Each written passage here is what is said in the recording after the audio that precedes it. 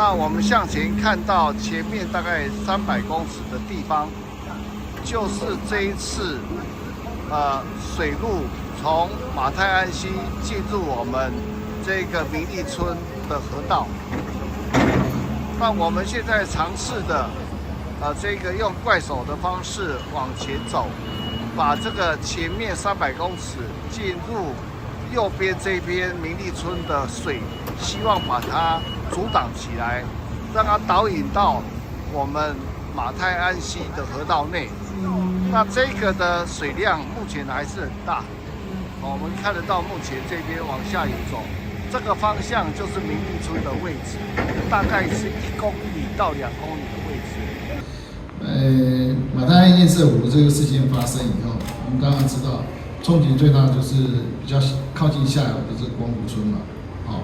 然后尤其是在河流是这样，在南岸的部分，冲击很大，因为水流是往这边冲过来的。那应该光湖村这边有一个转弯角，所以说这个事情一发生以后，我们冲掉了大概2860公尺，860公尺这个堤防全部都冲毁了，那么大的力道那冲毁完以后呢，那有很多的这个河道上有很多土石，所以我们怕如果再有水或台风来的时候，那可能这个地方会最危险的地方，大家都知道，所以我们尽力的赶快抢修，把这个2860公尺的这个临时堤防赶快就把它做起来，很快的时间里面，然后有3道，用做了3道，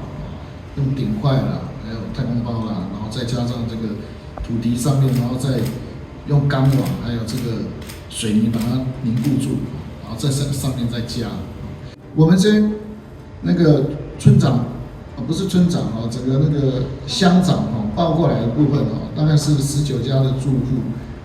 然后还有12家的这个公寮受到一些影响不过早上的时候，纪政委他有讲说，事实上那19户里面大概只有8户是稍微严重一点，其他都还轻微所以就是说，这损伤的程度还算是很轻微啦的一些情况那这事情一发生以后，事实上署长是礼拜1的中午就下来，去花莲了大概这事情一发生以后，他就是赶快想要把这个可能溢流的部分把它堵起来，所以不断的在做从那边，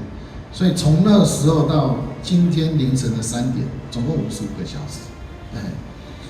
那除了有一阵子下很大的雨之外，那没有办法施作以外，55个小时，一直24小时一直在施工，轮班在施工，希望就赶快把它堵起来。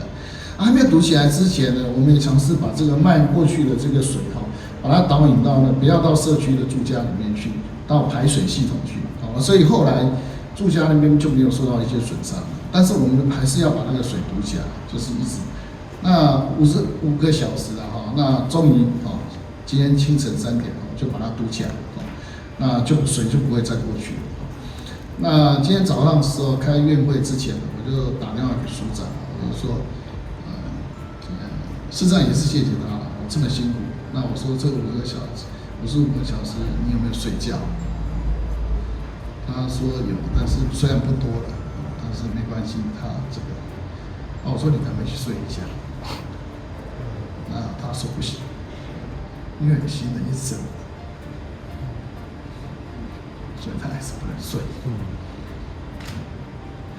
所以还是要给他支持。